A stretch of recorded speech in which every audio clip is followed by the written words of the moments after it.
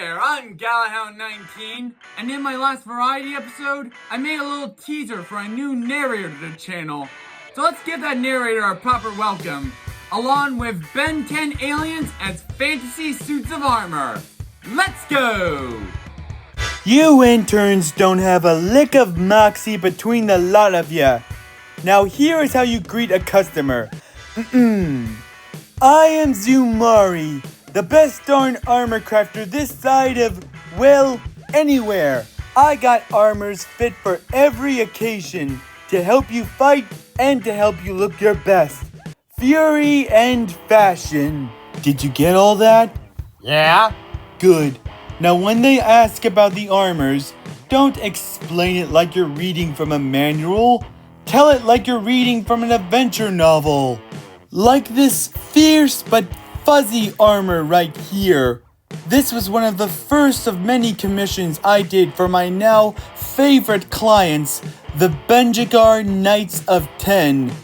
Don't know why they're called that when they have a lot more than just 10 members. Now I crafted this one for a young Viking huntsman named Wildson.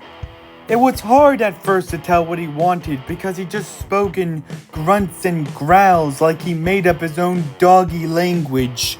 Then again, I've known Francis' fake last name for years, yet I can hardly tell what he's saying half the time. Who's Francis? Oh, never mind that dragon nerd. Anyway, I sparred with Wildson a little bit and got a much better understanding. He's an up-close brawler who likes to tear and slash. He's got the senses and fighting style of an agile, predatorial animal. So I crafted bladed gauntlets and a fur pelt armor made from the claws and fur of a, what was that name of that overgrown wild mutt? Oh, whatever, that doesn't matter.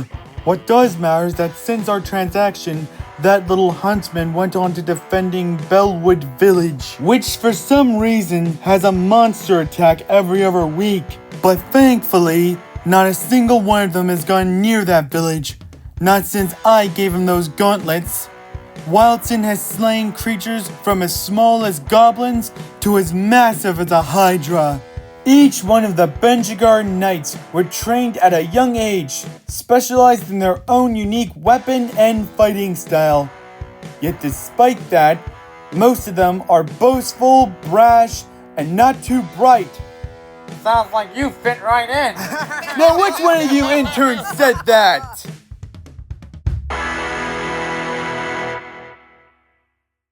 Now, as I was saying, even boastful and brash are open to a rare exception, to a few unusual talents. Just look at this armor right here. The one with a giant salad fork? It's called a trident, and it is Reva's weapon of choice. She's a Benjigar knight / former pirate who has a deep love for the sea. Well, mostly because she wants to fight whatever creature that dwells in its depths.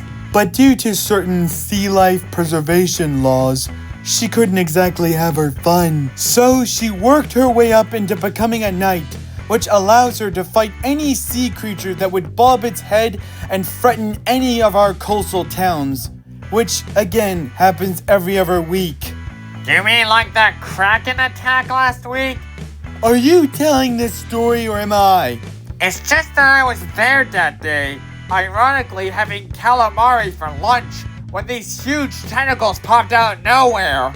And then this woman came out of nowhere, swinging a giant salad fork of all things. And in a single strike, she sliced through 3 of those giant, tasty-looking tentacles. That sounds like... She wore this real tacky-looking armor. What? Yeah, it looked to be made from the hide of a deep-sea predator. Its scales glistened like pearls, but not the good kind. I mean like the real tacky kind. And the salad fork was lined with claws, likely from the same creature. And certain parts of the armor were left exposed, showing off bare skin, likely for greater speed and maneuverability.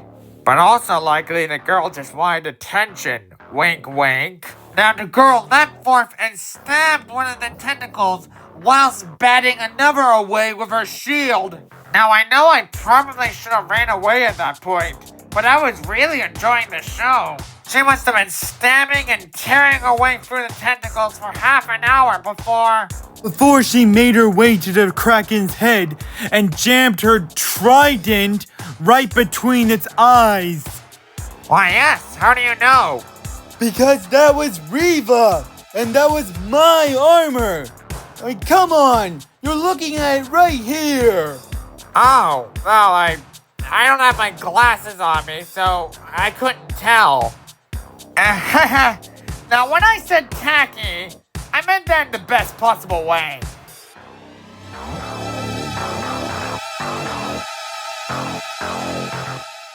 Right, I think we have enough time for one more story. And I saved the biggest, baddest one for last. Why would you want to show off a bad armor? I would rather see a good one or something. No. It's not that it's actually bad, it's slain. Like, that's so good it's bad or whatever it's supposed to mean. Can you just shut up for 1 minute and let me tell my story? Why are you telling stories anyway? Aren't you meant to be educating us on how to deal with customers? You pretty much went off to a whole different tangent. Like, everything from earlier was just some lame prompt for a 9 to 10 minute YouTube video, which would explain all these convoluted storylines and these cool yet unrealistic designs. Which I mean in the best possible way, of course. What are you... You're almost as weird as Francis. Now, as I was saying, this full set of spiky armor was the last commission I did for a certain Hubertus the Massive. Yeah, when your name begins with the and ends with a vague description, that somehow makes you a big shot. Besides being a muscle-headed brute who dual wields with a bone-cutting blade and a blunt melee weapon, he had such a strong sense of honor.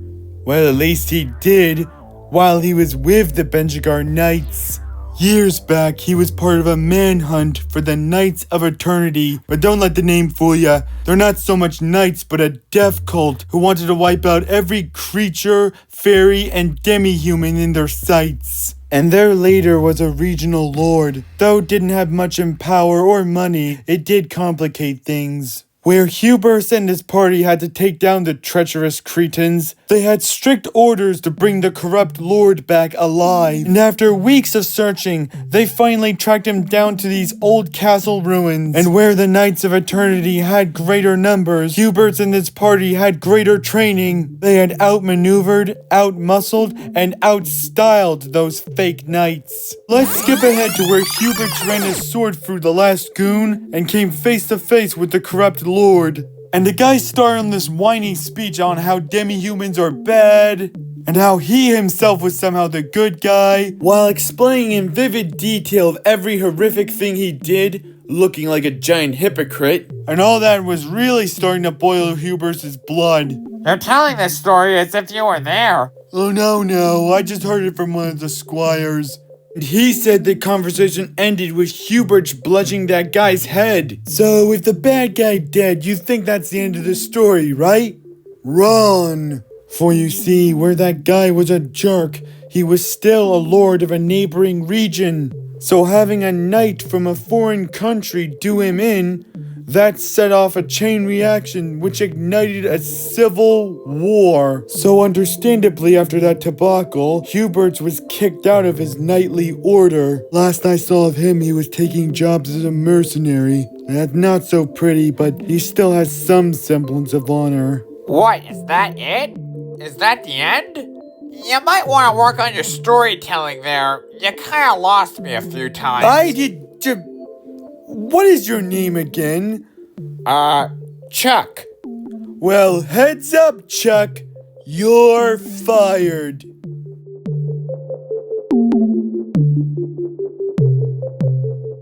Oh, poor Chuck. He really should have kept his mouth shut. What did you guys think of the video? If you enjoyed it, then like, subscribe, and share it around your fantasy-loving friends. And feel free to suggest whatever Ben 10 aliens you'd like to see as fantasy suits of armor. And You know what? I haven't given Zumari a last name. What do you think would be a good last name for the best darn armor crafter this side of anywhere? Fury and Fashion. For the meantime, how about checking out my dragon video right here, or my hero stuff right here? Or whatever you decide to do. I will catch y'all next time.